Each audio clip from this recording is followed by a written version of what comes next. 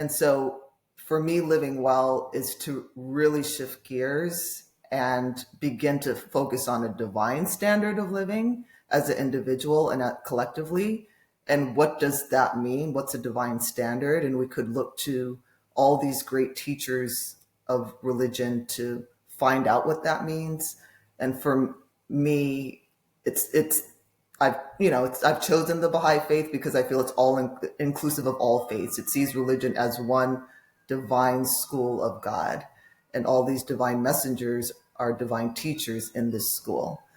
And so it's looking to this divine standard that we've been given and align our lives towards that.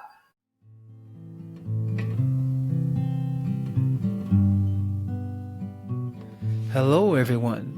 Welcome to the Reflections on Living Well podcast, where we explore perspectives on the good life in the 21st century.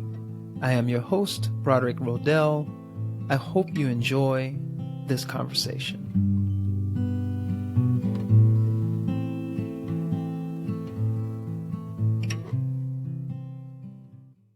Hello, everyone. Welcome back to the Reflections on Living Well podcast. Today, our guest is Rena Robinson.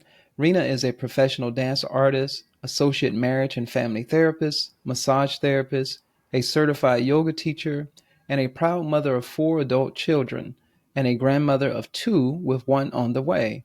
Rena's professional dance career has allowed her to perform globally and includes dancing with world-renowned companies such as Hamburg Ballet in Hamburg, Germany, Dance Theater of Harlem in New York City, and Tumbuka Modern Dance Company in Zimbabwe Africa. Rena has primarily worked for the past 6 years as a school-based therapist in elementary, middle, and high schools throughout the Bay Area. Rena's guiding force in life is the Baha'i Faith, with its ultimate teaching of the oneness in all things and the goal of striving towards unity. Hi, Rena. Hi, Broderick. So happy to be here. Yeah, I'm happy that you're here as well.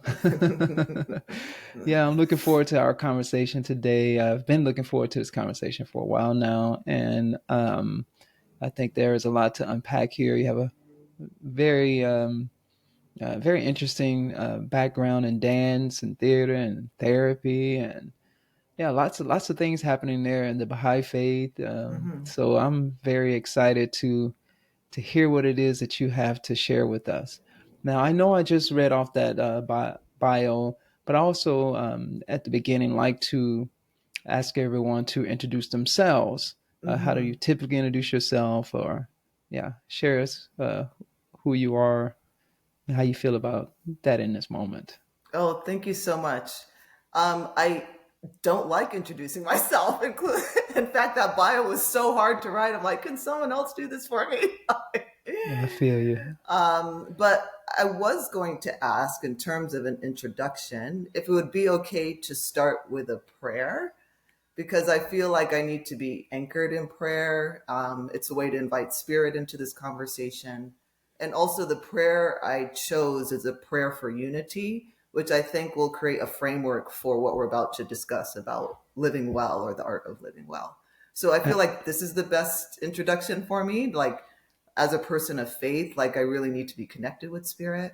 So if it's okay with you, is it okay to start with a prayer? Absolutely. By all Yay! means, yes. So again, this is a prayer for unity. It's from the Baha'i writings and revealed by the prophet founder of the faith, Baha'u'llah, who writes, "O my God, O my God, unite the hearts of thy servants and reveal to them thy great purpose. May they follow thy commandments and abide in thy law. Help them, O God, in their endeavor, and grant them strength to serve thee. O God, leave them not to themselves, but guide their steps by the light of thy knowledge, and cheer their hearts by thy love. Verily, thou art their helper and their Lord."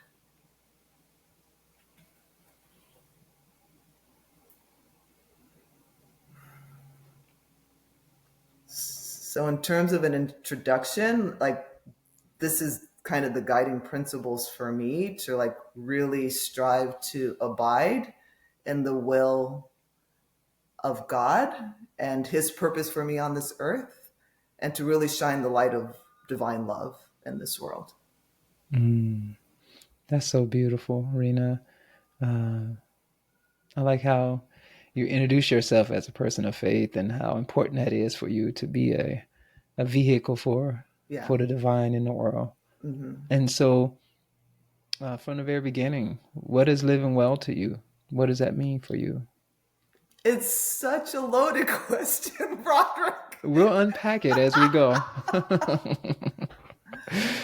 um, Um, I've been thinking about this a lot. Thank you for those reflection questions. It felt a little bit overwhelming, but I think this is an important conversation to have, especially at this point in human history, because I feel like we're at a turning point. We can't keep operating in the way that we have with our foundation and focus being materialism. And materialism, I feel, is a disease. It's a cancer. It's based in power and greed, and it's the act of consumption. And I feel that at humanity, we need to begin to have these conversations of what living well looks like, and begin to redefine what that is for ourselves and for our community and for our world. And so for me, living well is to really shift gears and begin to focus on a divine standard of living as an individual and collectively. And what does that mean? What's a divine standard? And we could look to all these great teachers of religion to find out what that means. And for me, it's I've chosen the Baha'i Faith because I feel it's all inclusive of all faiths. It sees religion as one divine school of God, and all these divine messengers are divine teachers in this school. And so it's looking to this divine standard that we've been given and align our lives towards that. So that you mentioned virtues as like, what is that? I feel like virtues are divine qualities, spiritual qualities. And so I feel living well is focusing our lives on divine qualities or spiritual qualities, in particular, truthfulness, and justice. So, truth and justice. If we live in a world based on those two pillars, then that creates a foundation towards unity and harmony. And so, living well for me, aligning to a divine standard, living by divine principles. And I feel like that will create the harmony and fulfillment we're all seeking in the end, individually and collectively. mhm. Beautiful, beautiful. I love that, that you root living well in these the divine. Again, coming back to that. I agree with you. I think that it is important that we give some attention to something other than consumerism Oh, and having things and stuff.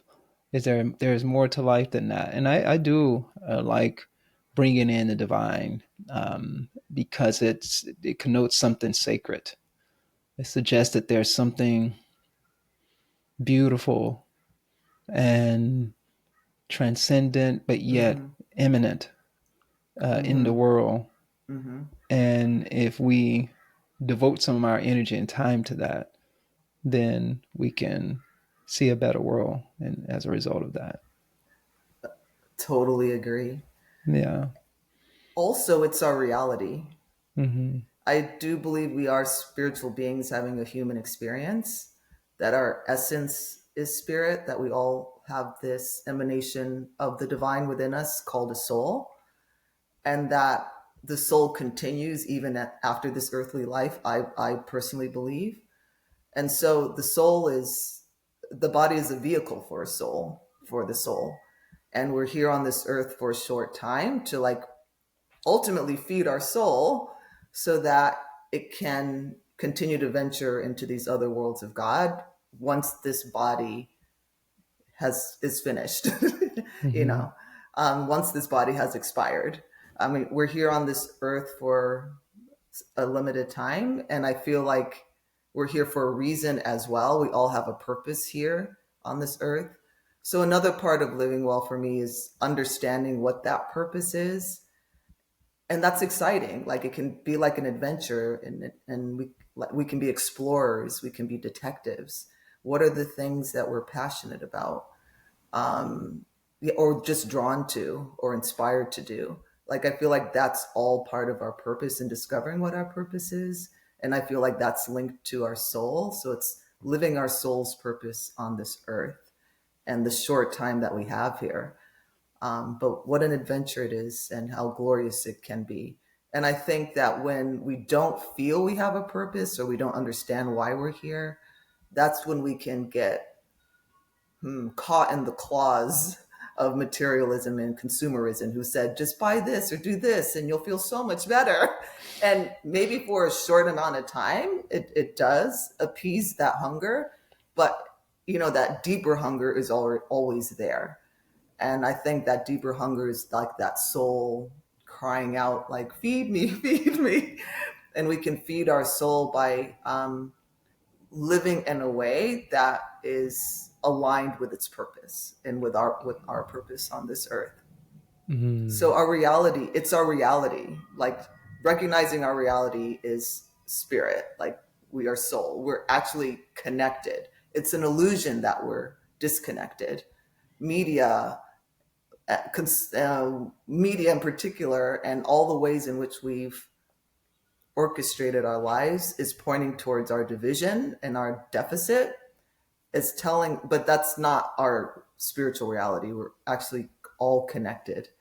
And so the more we can recognize our connectedness and live our soul's purpose, I think those two things really can help create a fulfilling life.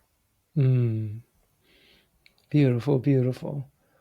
Yeah, I like that we are an expression of spirit itself, and we're on this trajectory in this life, this short life, and finding out what it is that we're here for. What is our Mm-hmm. purpose? Um, I want to unpack a little bit more of this. Where did this come from? Where in your history did you uh, that these ideas about the good life and spirit and being an expression of spirit? Is there any time or period in your life when this began? Wow, very good question. For me, like I shared before, the Baha'i Faith and its teachings have helped shape it. I think all of us, though, have this innate knowing, like the soul knows, and it's just turning our ears with to hear that inner voice of the soul that confirms that there's something more than this what we see in the material world. Also, I'll say that for some reason I've always been attracted to people who've had near death experiences and hearing documentaries about people who have had near death experiences. I'm still like addicted to because I feel like it helps put this life in perspective. Hearing about the journey and experience in the next helps to put this life in perspective. And so many common threads in people's stories about having a near death experience, meaning like their body shut down and their soul went to the next realm and had an experience. And then they were able to come back to tell about it. And all of them say that this body that we have is like a car, like a vehicle, like a robe, like clothing, but that it's not who we really are. And so many, when their souls have popped out of their body, they look down, they're like, how could I have identified myself with this shell? So they understand that their essence and their true reality is spirit. And this beautiful vehicle, though, is a conduit of the spirit, and it helps us to travel in this material realm. So it is something sacred and not to really be cherished. So I think those two things, like the teachings of the Baha'i Faith, and as well as like really being attracted to narratives of individuals who've had near-death experiences, something about that like just really resonated with me, and I was like, it's true for me. And so when I hear them and their experiences and how we're all connected, like when they were out of their body, they could see and feel everything around them, the environment, people's thoughts, they knew people's histories, they could feel people's feelings, um, and they could see the harmony in all things, like that everything's connected and everything is noticed too in the next world. Every breath we take, every blink of our eye is noticed and recognized in the next realm, and that we're never alone, like we're surrounded by angels and the love of God. And so I think those two things help shape this understanding that I have about being a spiritual being, having a human experience. Mm. So there's this innate thing in you that you feel like that we all have. That is, if we listen to it, Yes, we can come into contact. We will search out, or yeah, I guess come into contact, with narratives and stories of various traditions or human experiences that can shed some light on what that inner voice is saying to us, that inner knower, or that's the soul, as you're saying. When we reflect back on, as you say, listen, as we listen to that, um, when you've naturally sought out things like the Baha'i Faith or these near-death experiences, you were kind of naturally drawn to those things, and in those stories, those experiences, kind of help you have the narrative that you have about it. Is correct. that Yeah, that's great. mm, Great so? summary. Yeah. So I know you said that these are the two things that have really influenced you. Can you tell us a little bit more about your background, if you want, as much as you like to share? Like how you're African American, right? How did you get into the Baha'i faith, and where are you from, and then what led to this? If and then I'm definitely going to ask you about dance, but I'm just curious right now about this. Yeah, where am I from? I feel like that question, like, who am I and where's home, have Right. also propelled me to like explore and understand my reality. Awesome. Um, so my father was in the military and the army. So I'm an army brat. Every 2 years, we moved during my childhood. So I was Mm. actually born in Germany, and Mm. spent my childhood in a couple cities in Germany. And yeah, my family also loved to travel. My parents loved to travel. So when we were in Europe, like we traveled a lot. So I think living on an army base with other families who have traveled and have a world perspective also shaped who I am too. Like to have a global perspective and that a global citizen. So I think my upbringing as an army brat has helped shape me as well. Mm. My father retired when I was 11, almost 12. So I spent like middle school years in high school, and my mother's small town where she grew up in Connecticut, Plainville, Connecticut. Plain. Very, yeah, self explanatory, right outside of Hartford, Connecticut. But she wanted to move there in her hometown because there was a lot of family there. And she wanted us to really connect with family, my grandmother and her brothers and sisters and cousins and etc. And so, but when we moved to Plainville, Connecticut, I felt like my whole world shrunk, and it's not very diverse there. So I felt like an anomaly in school. Was there any other Black student in my sixth grade class? I don't think there was. And I dressed differently than most of the students did in Plainville, Connecticut. So I was made fun of a lot. And I was Mm. so confused. I was like, what is happening right now? I just never experienced like being teased and made fun of. But I excelled in track and field, and I broke a lot of school records. And then suddenly I was popular when once that happened, and I was equally confused. Like, I'm the same person. Like, what's going on here? so um, so yeah, like I was saying, like being an army brat and having a global perspective of the world and feeling like a global citizen, moving to this small town and seeing the reaction of others. And so confronting kind of biases, prejudices, racism, that all began when my family moved to Plainville, Connecticut. It was great to connect with family though, but with all of our families, there's a lot to unpack in those families and understand. Exactly. And there's beauty and dysfunction too. So, but it was great to connect. Ultimately, important to connect with family. But I could not wait to get out of Plainville. And so my mother had put me in dance when I was 4 years old. We were still moving around a lot during that time, and I'm naturally shy. I'm an introvert by nature, and it really showed up when I was a child. Like, I was so to myself, and I had zero friends, according to my mom.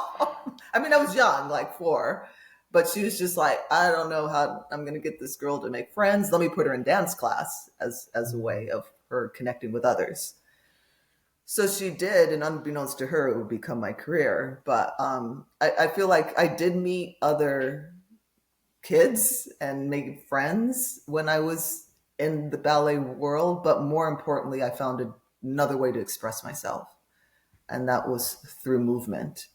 And I do feel that's part of my flow, and flow meaning kind of, again, my divine purpose is expression through movement. And so it was a gift that she put me in dance, and it's just been such an important part of who I am and how I express my purpose in this world. Did I answer the question? You answered the part of how you got into dance. No, this is great because Or this who I idea of being an am? about being a army brat and how that has Hmm. shaped and influenced you and opened your mind to these possibilities uh, of a broader world. There's a broader, bigger world out there that has influenced your probably uh, created the psychological foundation or background for you to be interested in things globally. So how did you get into the Baha'i faith? How did that when did that happen? When I was 6 years old, my mother found the Baha'i Faith, and she was Oh, always a seeker of truth. And she grew up African Methodist Episcopalian, like all the family, her mom and her aunts and uncles and cousins, they all grew up in this one AME Zion church in Plainville, Connecticut. And my mom just always had a lot of questions, and she'd ask the minister, like, "What about this? What about that?" And she said it's better for her to share her own story, but from what I remember her telling me is that the minister would always say, Noreen, which is my mom's name, just have faith. You just have to have faith. And she was like, okay, but that doesn't answer my question. Like, she's like, all right, I feel like I am a person of faith, but I also have questions. So it just, yeah, so she had all these gnawing questions, and she felt like she found those answers when she just discovered the Baha'i Faith. There was an article either in Jet or Ebony magazine. I think it was Ebony magazine that was a feature on the faith and the unity of humanity, the oneness of God, that we all call this divine creator by different names, but there's one divine essence, divine creator. And out of this divine creator has come all these divine teachers under one school of God. So this concept of the oneness of religion, and that it's progressive, like the grades in a school progress our knowledge. Same with these divine teachers, they advance our spiritual education, reinforce the messenger of the past, and then add on, and provide us with other divine teachings, as well as help guide us in terms of socially, how we live and interact. And that changes over time. We've evolved over time. So the Hmm. social teachings of all these divine teachers, Krishna, Buddha, Zoroaster, Abraham, Moses, Christ. And for the Baha'is, we believe there's two more prophets, the Bab and Baha'u'llah. Like all these divine messengers, they the social teachings are different because the times in which we live are different. So that all made sense to my mom. She was like, yes, everything's connected. And to see that divine truth and the divine thread connecting all religions was very important. And then as African Americans, the unity of mankind also made sense. Hmm. And so and that the whole purpose of we have the capability and the capacity at this stage in time to really exercise unity and come together and work harmoniously. We have the capacity. We have the intellectually, we have technology where we can, communicate with people around the world. We have all the instruments we need to create unity if we choose, because we have free will. Materialism, unity. So anyway, so like all of that made sense to her. So at when I was 6 years old, she declared herself a Baha'i, and we started going to Baha'i gatherings as opposed to church gatherings. However, there's a principle in the Baha'i Faith called independent investigation of truth, that it's up to each individual to investigate truth for themselves. So you're not like born into a Baha'i family and you're automatically a Baha'i. Like at the age of 15, which has been designated the age of spiritual maturity, you decide what your spiritual path is. And so at 15, I took a year to just have my own journey, spiritual journey of investigating who am I? What do I believe? I definitely didn't want to become a Baha'i because my mom was a Baha'i. Like I was all about individuating, becoming my own person. And so that was almost a deterrent to becoming a Baha'i that my mom was a Baha'i. So I went on my own journey of exploration and then kind of came full circle. And I was like, this actually makes sense to me in my mind and in my heart, which is another principle of the faith, the unity, harmony of science and religion. Like both are the different sides of the same coin, and both need to work in harmony. So yeah, the faith made sense to my mind and my heart, and so when I was 16, I accepted the faith for myself. And you've been there ever since. Yeah. That's awesome. Mm-hmm.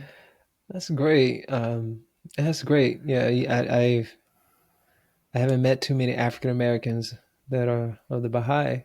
So I met you actually. Ah, I had heard of it for sure, but just haven't met any, particularly African Americans, because mostly African Americans are Christian, and you definitely have some Muslims here. But yeah, very interesting stuff. Um, so I have a question. Can you live well hmm. if you are, so based on your perspective, can you live well if you are not a part of a religious tradition? If you're, Absolutely. say, an atheist of some sort. Agreed. I'm always curious what that means when someone says they're atheist. Hmm. So it requires a conversation, Yeah. and everyone will have a different story of what that means to them. But in general, I feel like there's a rejection of what we've understood or what that person has understood God or the divine to be. Hmm. And so and I feel like everyone believes in something and something that can't be proven 100%. And so I think everyone has some faith in them in something. And so I don't see a difference between like atheism and someone who prescribes to a particular religious perspective. There's a belief in something. We both have a Hmm. belief and faith in something. So there's always ways to find common ground and learn from each other. But all that to say is, I think that the main thing of kind of really listening within and understanding what your purpose is on this earth, regardless of if you have a spiritual practice or not. I think it's really important, and I see this in therapy too, that there's meaning, and so, that someone has meaning in their life, and that they feel like they belong to something, a community, a cause, something. So this feeling of belonging, this feeling of purpose is so key to living well. And Mhm. so if there's energy put into those two things, and like really not accepting what the media or this external experience in the material world is telling us what we should or should not do, even our upbringing, what our parents are saying we should or should not do, our community, like really going with, it's really important to go within. And we need each other to do that. Like when you were talking before, something came to mind in terms of we're not meant to live this life alone. We're meant to live this life as a collective and to accompany or support each other along this journey of life. And a dear friend of mine, she's a medical intuitive, she calls herself. She says, we've lost the art of mirroring to really reflecting back the strengths and the gifts that we see in each other. We've lost that art of like mirroring back or sharing, reflecting back what we see in each other.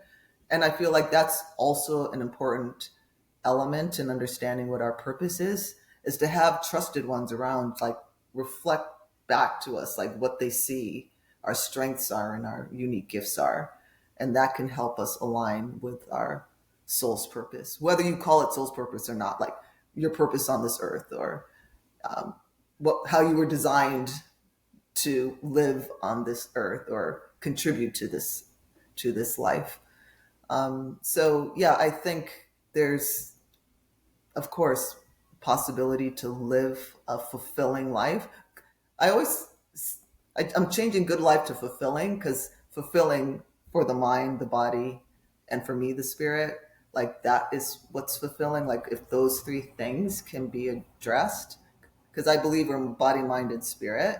So a holistic approach to living well would be to address those three aspects of who we are. And so, yes, a person doesn't have to prescribe to, a religious perspective. If they're addressing those three things within themselves, maybe body, mind, and heart, can shift that to heart. What feeds my heart? What feeds my mind and emotions? And what do I feel I'm drawn to do in this life? Um, yeah, then yeah, they're contributing, and I feel like their life can be really, really rich and fulfilling. Awesome. Yeah, I like that. So, it doesn't matter what narrative or story that one carries. It's how Hmm. it show up in their lives. Yeah. If they're tapped into meaning, looking for Yes. that meaning in life, purpose, if there's fulfillment in their life, sense of belonging, Hmm. connection to others, Yeah. community, Yes. being able to mirror back with each other, being open and receptive. In order for that to happen, we have to be open, receptive to So another true. person. So true. And yeah, and in order to find meaning, we have to do some self reflection. So it doesn't matter what traditional ideas that one holds. It's about how they show up in the world. That's great. Um, we can have the narratives. We all have a different narrative, even within the same tradition. Each one of us True. interpret that differently, So true. and we can extend that beyond our particular traditions, and see that we're all different. We all have um, slightly different realities, and how we perceive things, how we interpret things. That's based on our life of experience, and if we can see that there is still a common source, of some sort. You can be a hardcore materialist, Hmm. or a physicalist, and still have a meaningful life, still have purpose, still have fulfillment, still be kind, compassionate, and all these various things. So I have some more questions about. So you're saying that purpose and meaning and fulfillment, Belonging. and all this stuff. Belonging is super important. What does all that feel like? So what are those attributes? And I want to get back to this mind, body, spirit thing as well. But what are those attributes? What does it feel like to live well? If you can put some descriptive terms to this. Um, I'm going to go back a little bit. As you were speaking, I was thinking it's vital that we play our part in this world because we're each a piece of the puzzle. And so if we don't play our part, that piece of the whole is missing. Like the whole Mm-hmm. world is missing out, and we're not complete without each of us playing our part and playing our role. So I feel it's vital and a necessity, and I think it's a characteristic of that. For me, I say soul, but innate impulse within us to contribute and to find meaning and purpose. Like there's this inner drive, and if we can feed that inner drive and really align with our purpose, there's the feeling for me is that I feel integrated inside of me, not disconnected and disjointed. For example, if I'm too much in my head, just thinking, it creates a lot of anxiety for me and a lot of fear and a lot of insecurity. And I don't feel connected to my body. Like I don't even feel like eating when I'm like super, super stressed. And so it's a sign for me like, I'm in my head. I'm spinning. I'm spinning in my head. If I'm just in my heart, then the things just become like I'm really just very volatile emotionally. I don't feel grounded, and also if I'm only in faith and just okay, God, please help me this, but not taking action and not thinking things through, I also feel like I'm just floating in the ether. So in my mind, stress and fear, if I'm just in my heart and in my emotions, I feel very, very volatile. If I'm just relying on faith without using my other capacities as a human being, I feel like I'm floating. I'm not tethered. And so when all of those come into alignment, Hmm. I feel like I can just exhale and I feel um, more in flow, and I feel like a very strong faith in it. There's like clarity of more clarity of purpose and more motivation too, and more joy. Hmm. So there's both contentment and groundedness. I can exhale, and I feel more in flow. I'm more motivated, and I can really experience joy a lot more. Hmm. That's awesome. I think, yeah, that's beautiful. You know, when we have meaning and we found purpose in our lives, we're more likely to be in flow, to find harmony. And I'm glad you brought up those things about not being too much in our head or in our mind and rumination, Yes. and also we can be too much in our heart. You know, Yeah. we can be too much into the feeling body and the Mhm. emotions and riding a roller coaster without any Yes. kind of cognitive engagement with our Yeah. feelings and our Yes. emotions. And you're right too. I'm glad it's beautiful you brought up all three of these because sometimes we can get so caught up in our faith in the transcendent that we forget that we're grounded, embodied beings. God help me, Lord help me, or whatever it may be. We're praying for Hmm. something, or we can even get delusional and just Yes. completely disconnected and 100%. lose sense of our reasoning faculty. Yes. If you are a person of faith and if you believe that God created human beings, and well, God created your mind too, Yes, and God created the exactly. body too, so it's Yeah. okay to be in your body, and it's okay to use reason and logic when necessary as a vehicle. I mean, as a means, Yes. as a tool Yeah. to help Beautiful. facilitate that harmony that we're all seeking. Yeah, Beautiful. that kind Yeah. of that ties into your mind body spirit thing.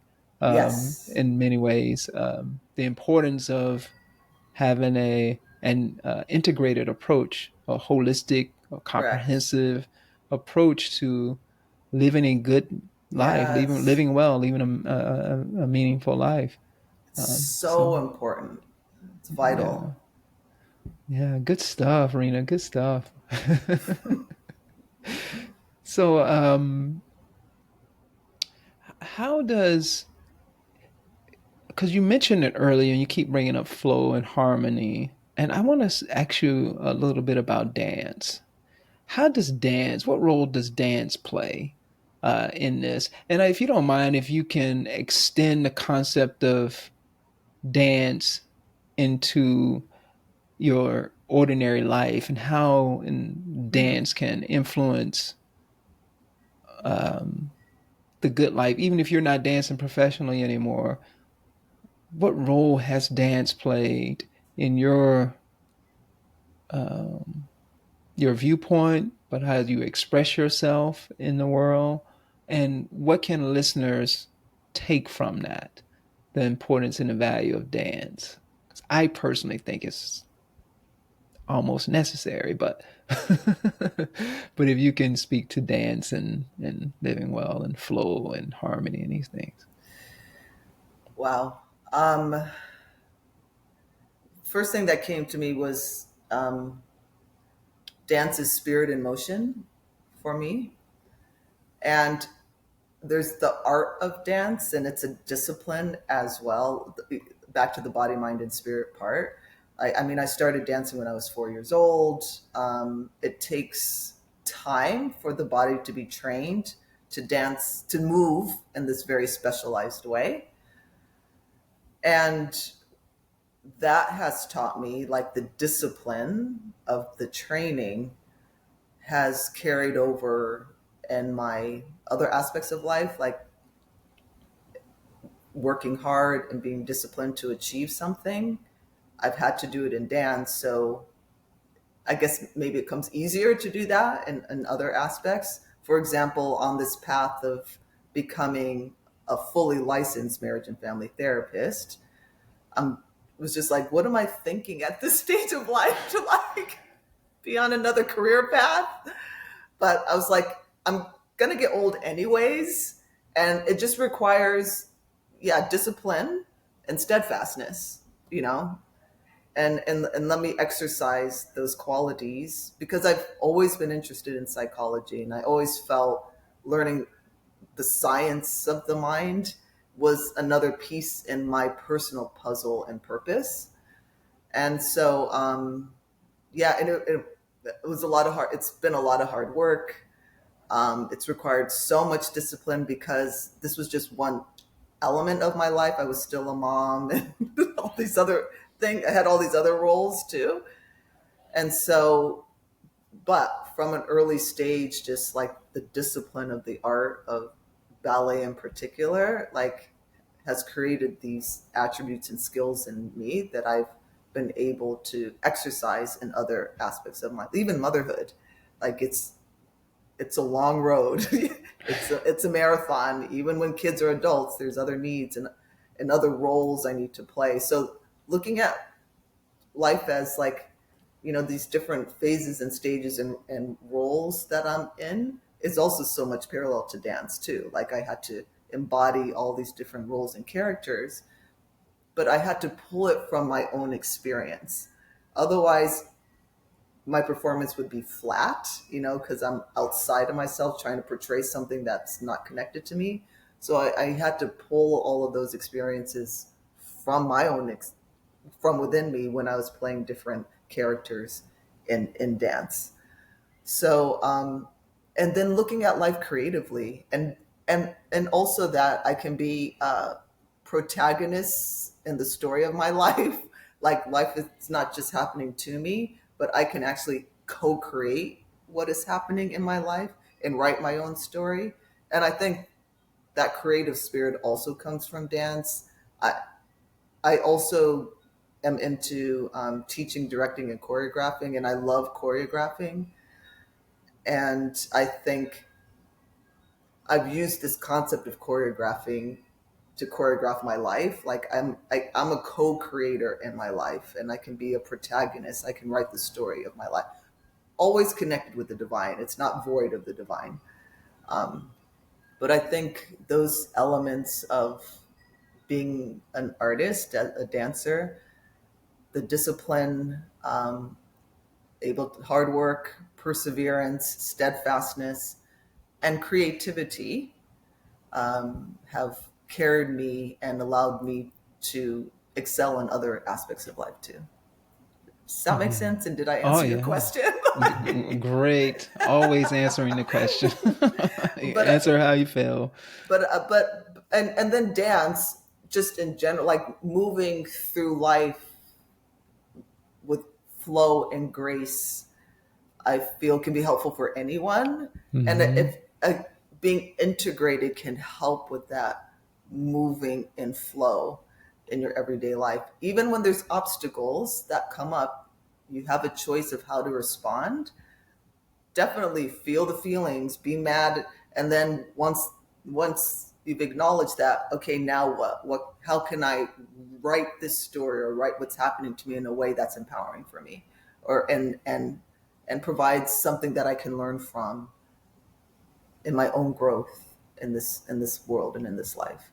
So dance too and movement as like spirit and flow, no matter what's coming up for us in life, like we have a choice of how we respond and how we want to flow with it, how we want to Hmm. dance with it, how we want to dance in life. Yeah, that's it. Yeah. I love that because I see the world that way, that life is a dance. And the things that you just said, how do we move and flow with life? How do we, yeah, dance, play with life? Yeah. And you said something. I'm glad you brought it up because sometimes we can forget this. You know, like, oh, let's just flow in life and just relax and it's all gravy.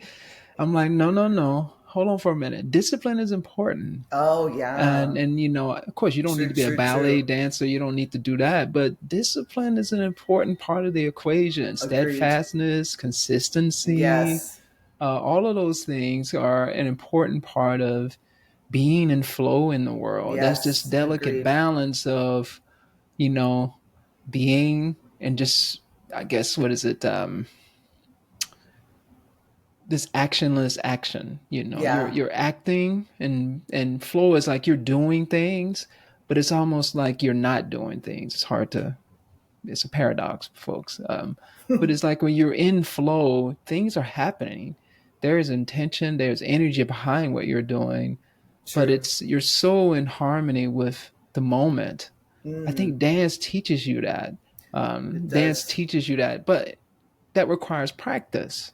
And that's where the discipline comes in. You can learn so much about yourself through that practice and discipline, the steadfastness, the things that you were mentioning.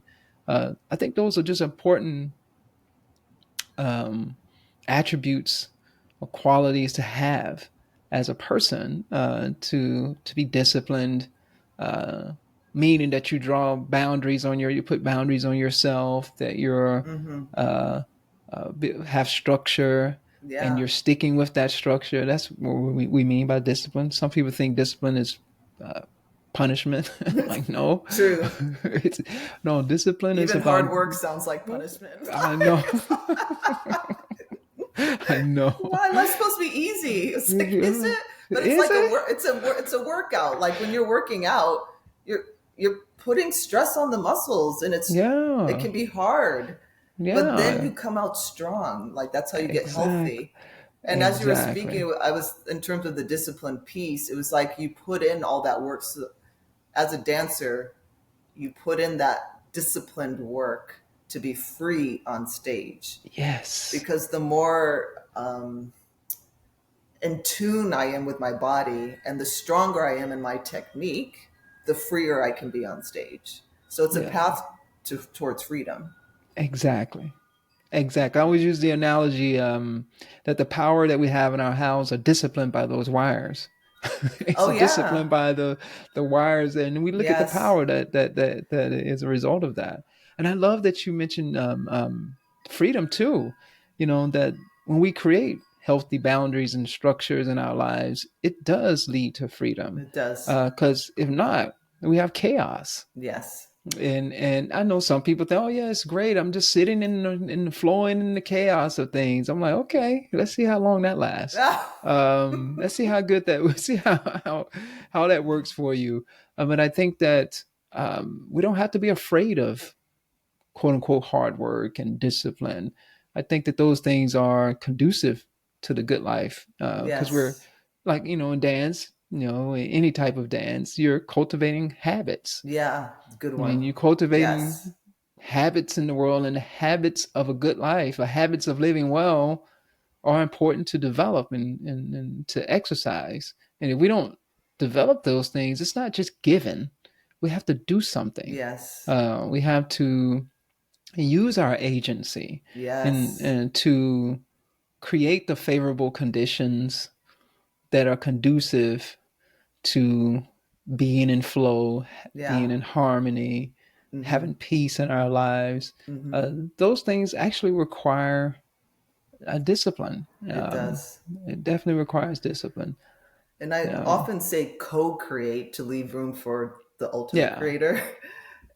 But it's about it's my will. Like I want to use my will. It requires effort to channel that will. Like, exactly, it takes exactly. effort to channel that will, and discipline and the structure and all the things that you shared, and building of habits to channel that will towards good, towards your purpose. For me, and to channel it in alignment with the divine will. It Yeah, takes effort and discipline, like prayer and meditation, journaling each day. So those elements in terms of living a good life and where discipline and structure and boundaries comes in is so important. It's so important. yeah. I look at it like we know there's this universal will, and we don't have 100% free will. We just don't. We don't have 100% control over everything that goes on in the world. We do not. But we have exactly. I wish we did sometimes, but we don't. And I think I like when you say it's co-creative. So Mm, that's what we mean by we have some capacity to choose, and it's limited, of course, because we can only choose based on what we know, and we don't know everything. true. The fact that we don't know everything, we can only choose based on the knowledge that we have and the energy we put behind those choices that we Yes. have. And that requires learning, education. That's when a discipline comes in again. How do I learn to make better choices? And what energy can I put behind those choices? Like you say, it Mm, requires work and effort to do mm-hmm. that. So as we engage the little freedom that we do have, um, it's important that we do engage that little freedom that we Yeah. have and activate it, Yes. so we can be in line with that universal will, Yeah. because to me that's where flow, that's where we get into flow. Yes. We get into harmony when our will is in line with that universal will in some Yes. capacity. Yeah. Yeah, And that is the recipe for true fulfillment, yeah, you know, or living a good life, as you're saying. The yeah. the art of living a good life. The art of living a good life. And art, and speaking of art, creativity again. Yes. How you were bringing into creativity is such an important piece of the puzzle, Mm-hmm. because things are constantly being created, and we are vehicles of that creation. Mm-hmm. And we can think of, we are vehicles of divine creation. We are. That and the how we're choosing to exercise our creativity, and are we engaged in creativity? I think it's like we're responsible. It's our responsibility to be creative, not necessarily create something new so you can sell it. I'm definitely not talking about that. But how creative I am in how I interact with myself, with the world.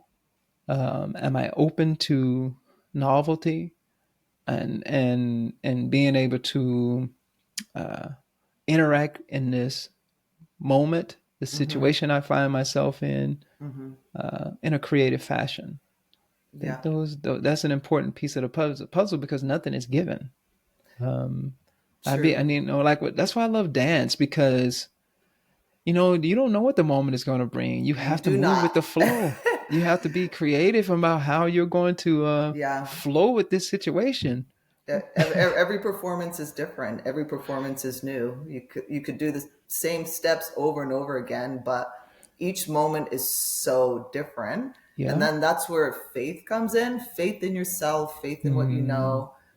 For me, faith in a divine creator, something greater than I, that's there to guide and support.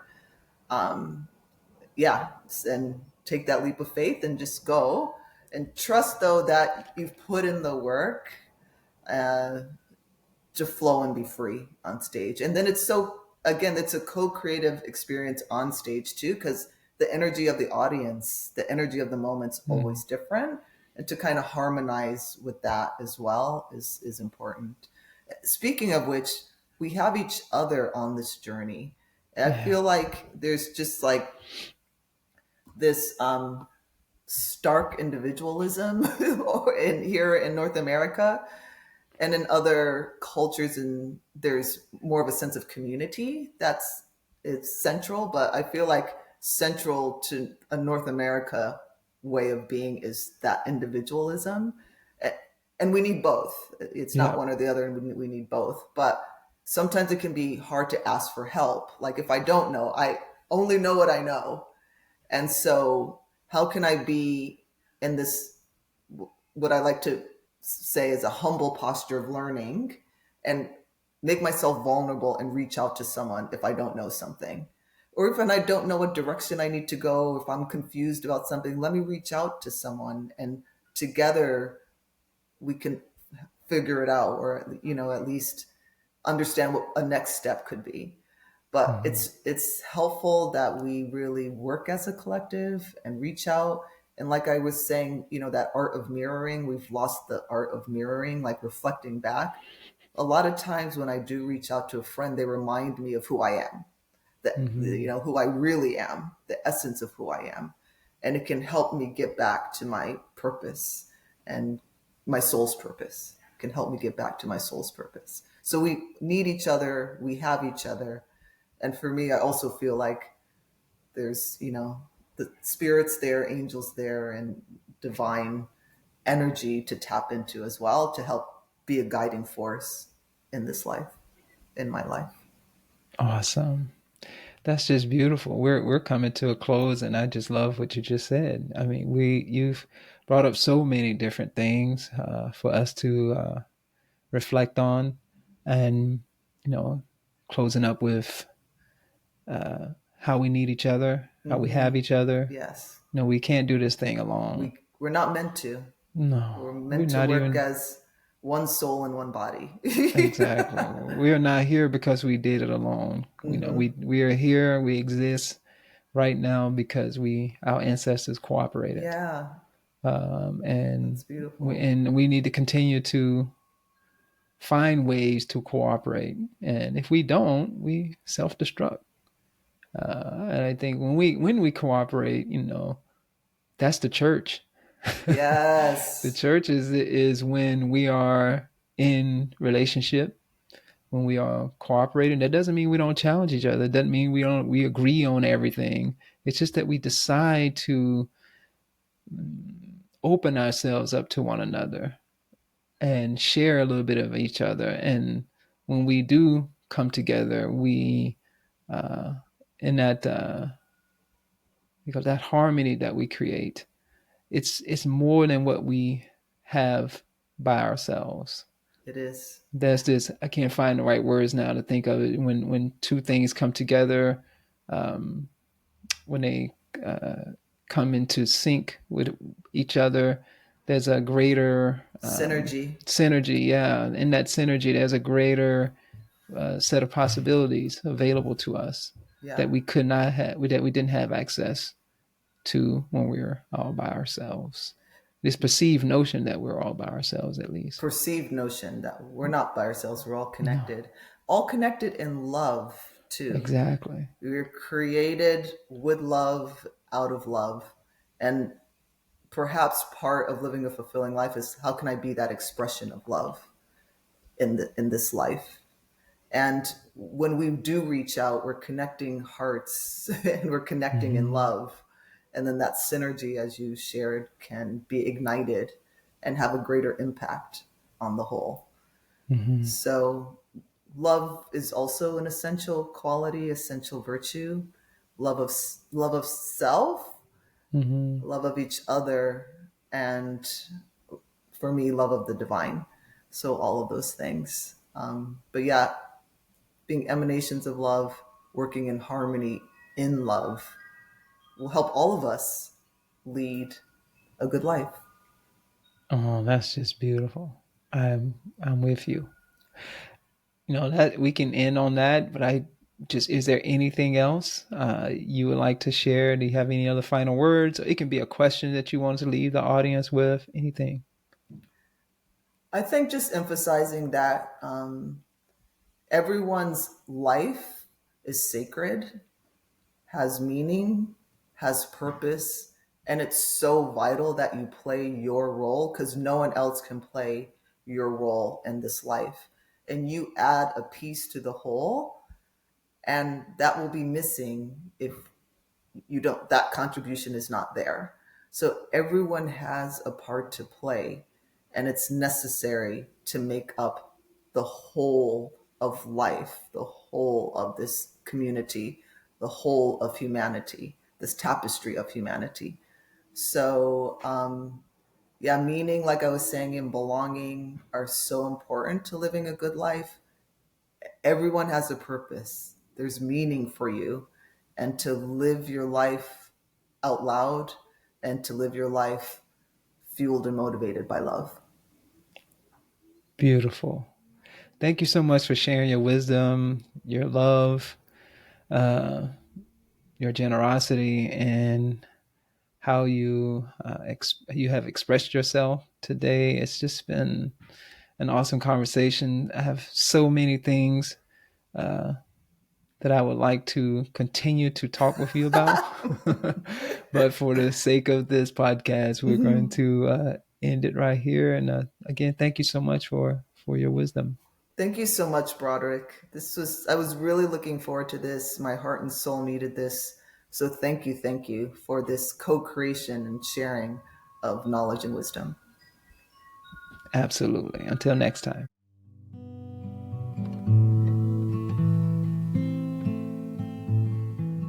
Thank you so much for tuning into the show. I hope this conversation has inspired you to reflect on your own views of the good life. If you enjoyed the show and want to hear more inspiring and thought-provoking conversations, please follow, write a review, and rate us on your favorite podcast app. If you are tuning in on YouTube, please hit that like button and subscribe. Your support is very much appreciated.